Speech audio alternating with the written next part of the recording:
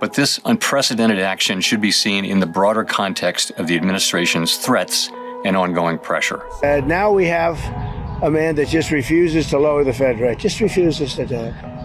And he's not a smart person.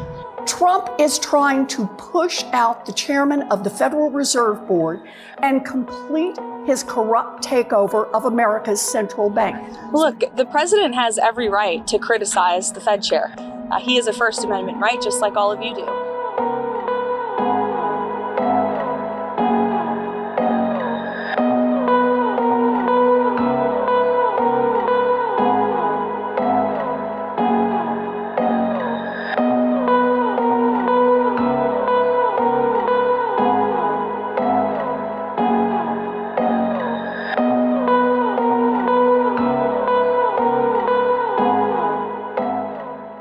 And Donald Trump's view of the First Amendment is that he gets to say whatever he wants, and he gets to use the power of government to silence, extort, bankrupt, or even prosecute anyone who criticizes him.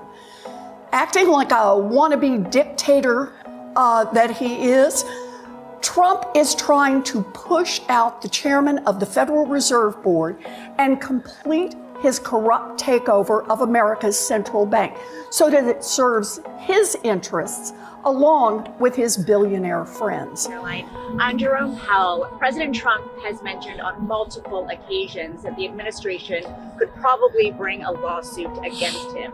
Did the president ever direct DOJ officials to open an investigation into Powell? No. And can you reassure the American public that his longstanding criticisms and public comments about Powell had nothing to do with the investigation? Look, the president has every right to criticize the Fed chair. He has a First Amendment right, just like all of you do. And one thing for sure, the president's made it quite clear, is Jerome Powell is bad at his job. As for whether or not Jerome Powell is a criminal, that's an answer the Department of Justice is going to have to find out, and it looks like they intend to find that out.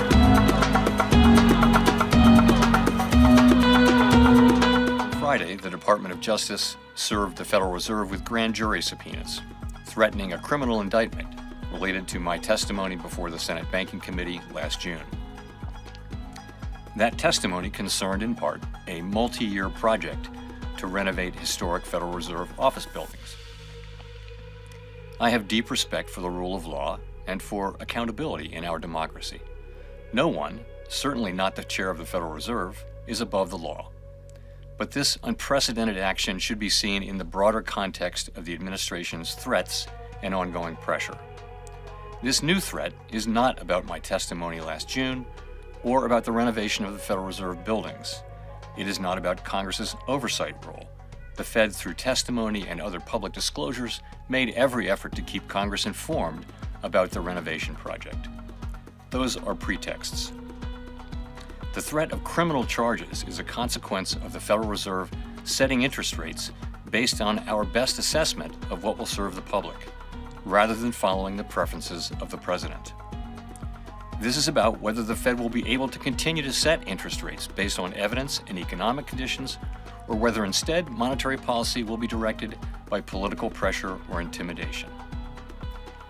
I have served at the Federal Reserve under 4 administrations, Republicans and Democrats alike. In every case, I have carried out my duties without political fear or favor, focused solely on our mandate of price stability and maximum employment. Public service sometimes requires standing firm in the face of threats. I will continue to do the job the Senate confirmed me to do, with integrity and a commitment to serving the American people.